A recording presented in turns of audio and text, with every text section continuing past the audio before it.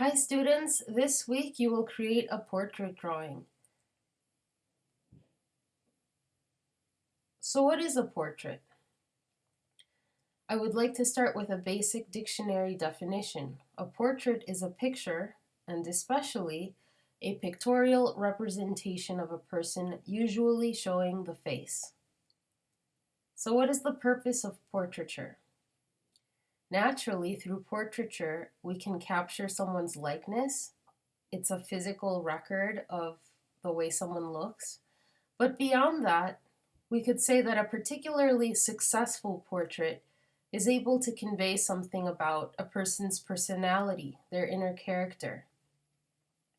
Portraits, of course, can reveal a lot about a person's identity and values. Before the invention of photography, it was through painting that people could record a likeness. But through painting, they could also establish something about their identity. And here we see an example. This is Napoleon I in his coronation robes from 1805 by Francois Girard. And you can see how this image is particularly ostentatious, right? It's supposed to impress the viewer. Napoleon is wearing his finest furs. He's carrying a golden crown and a golden scepter. And really, he's establishing to the viewer his authority and power. So this, for example, feels very different than this. This is a self-portrait by Van Gogh, created in 1887. And you can see how this artwork carries a very different feeling. This is more about introspection. You can tell the artist was on his own, just kind of carefully observing himself. And it's interesting, the artwork definitely conveys something about his emotions, right? It definitely looks sad or forlorn. That's something that he is able to capture very well through the expression of the eye and also kind of the color choices as well. So even with all of our technology, portraiture is still very relevant. You might remember from 2016 when the official presidential portrait was uncovered. It was a big deal because it was the first time that they invited two contemporary and African American artists to create the official presidential portraits. So Kehinde Wiley created Obama's portrait, and Amy Sherald created Michelle's portrait. And you can see how they definitely have a very kind of contemporary feel. These paintings are kind of breaking away from traditional modes of representation with traditional lighting and traditional backgrounds. So that was just some background information. This week, the goal is to create your own self-portrait, and you will be working from a mirror. These are portrait studies that I created when I was a student. This is a portrait of another model, and then a portrait of a classmate, but in profile. So this week, you will continue working with charcoal. By now, you will have created your landscape drawing. You will already be familiar with the materials. In the initial stages, once you have your sketch, you're going to be putting in some value with your softest material, willow or vine charcoal. And in the latter stages, you will put in your intense darks with some compressed charcoal or your charcoal pencil. You can work with a variety of erasers, including your vinyl eraser, your kneaded eraser, and then maybe some smaller erasers. But how do we create portraits? When you create a portrait, as always, you want to be working from general information and working your way down into the details. In the beginning, you're going to focus on the basic layout of your face. You're going to be looking at shapes. And as you plot the shapes of your facial features, of course, you want to also focus on producing correct proportions. Once you're happy with the layout and the general shape of your facial features, then you can start incorporating a wide value range. Again, this shows you the development from very general information to more specific information. We can't forget that faces are dimensional. The reason why we see different lights and dark areas is because the light source is hitting the different areas of the face differently. In some places, the light is more direct, and in other places, the light is indirect.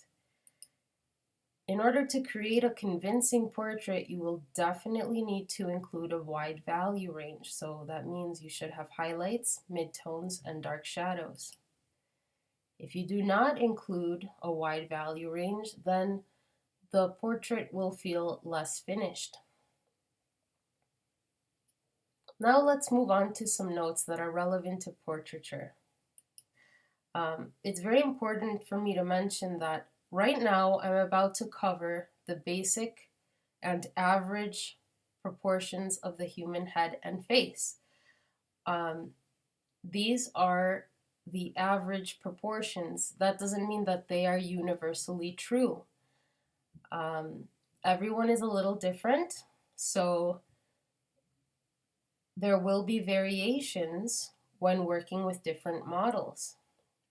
But it's important to learn these average proportions because they are true for a lot of people. And if we learn these proportions, it will help us produce more successful drawings. So the first thing we should know is that the head is an oval shape, and specifically like an inverted egg. Generally, the top portion of the head is wider and it tends to taper near the bottom. Now, everyone has a slightly different jaw shape. Some people have more rounded faces, some people have square jaws, etc. After establishing the shape of the head, and you're going to study your own head shape carefully, the first thing you want to plot is your eye line, okay? And interestingly, the eyes rest about halfway down the head. It's very common for students to place the eyes way too high on the head, so make sure that your eyes are right in the middle between the top of the head here, not the top of the hair, because someone might have like a big bun. So we're talking about the top of the head and the bottom of the chin. The eyes are about halfway. And once you establish where the eye line is, then you want to kind of plot the shape, the general shape of the eyes. The eyes should not be too close or too far apart. Generally, you should be able to fit about an eye width length in between both eyes. And you should be able to fit about 5 eye lengths from one side of the head to the other. So 1, 2, 3, 4, 5. After you plot your eyes, the next thing that I would do personally is plot the shape of the eyebrows. Again, everyone has slightly different eyebrows. And after you plot your eyebrows, then you can plot the hairline. Where does your hair start growing? And the reason I like to plot this first is because generally it's a good indicator of where the nose is going to be. For most people, the rule of thirds applies. And what is the rule of thirds? The rule of thirds says that from the hairline to the brow line is approximately 1/3. Then from the brow line to the bottom of the nose is another third. And then from the bottom of the nose to the bottom of the chin is another third. So see if this is true for yourself. You can actually grab your pointer finger and your thumb and use that as a measurement tool to see if that is true. And generally it's true for most people. all of those lengths are the same. So let's keep going. Between the brow and the bottom of the chin, the nose is generally halfway down. So again, from the brow to the bottom of the chin, the nose is generally halfway. So you have to kind of study your own features as you plot.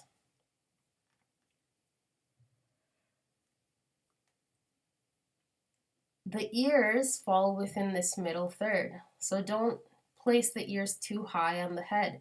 Generally, they should be between the brow line and the bottom of the nose.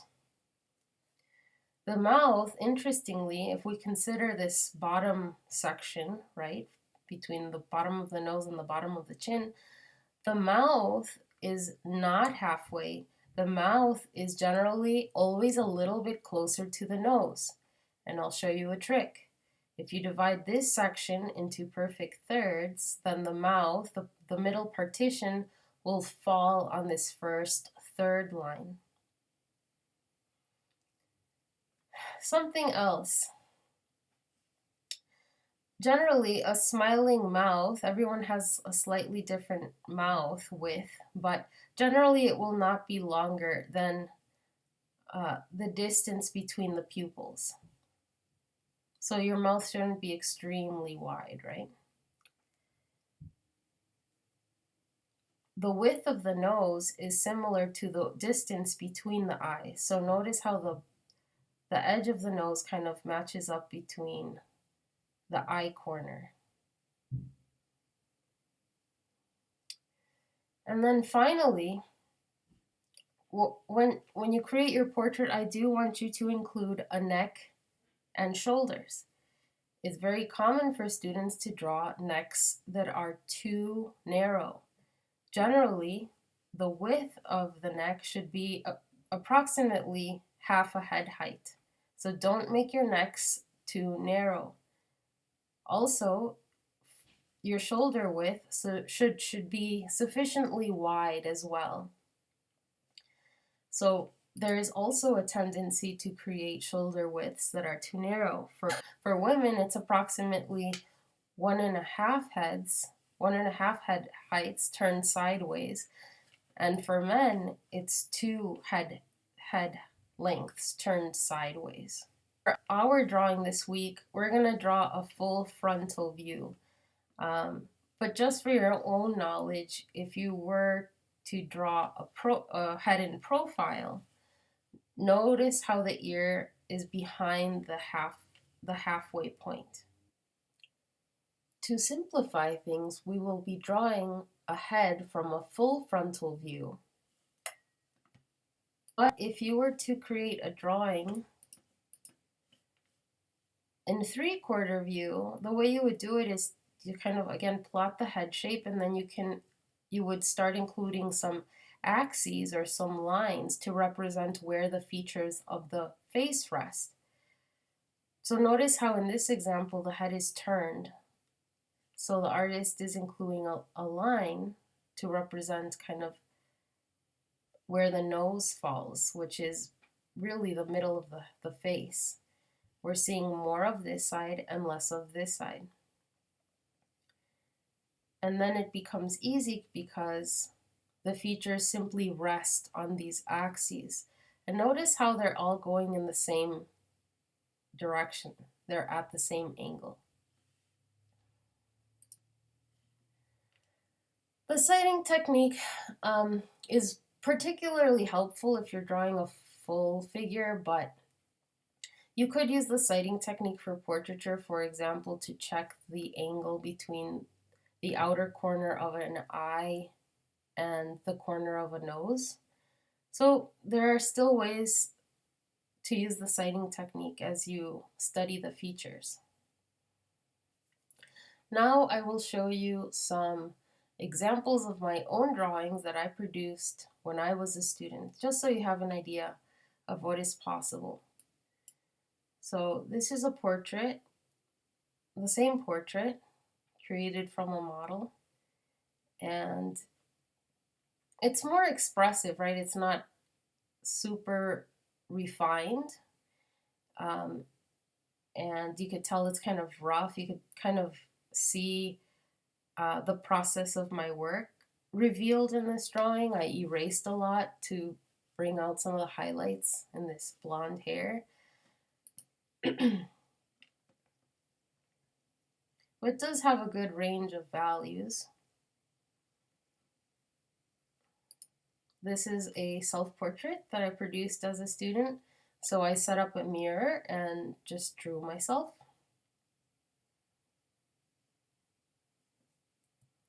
This is another self-portrait. So this I produced when I was a student at the University of Illinois, and I set up a mirror and I drew myself with graphite. This is more of a 3/4 view of the face. This is a portrait study that I did. It's a picture of my brother. And I'm just showing both charcoal and graphite for fun, but you will create a charcoal study. And now I will show you artwork by other students. So this is an example of a drawing that I consider to be very successful, and I'll tell you why.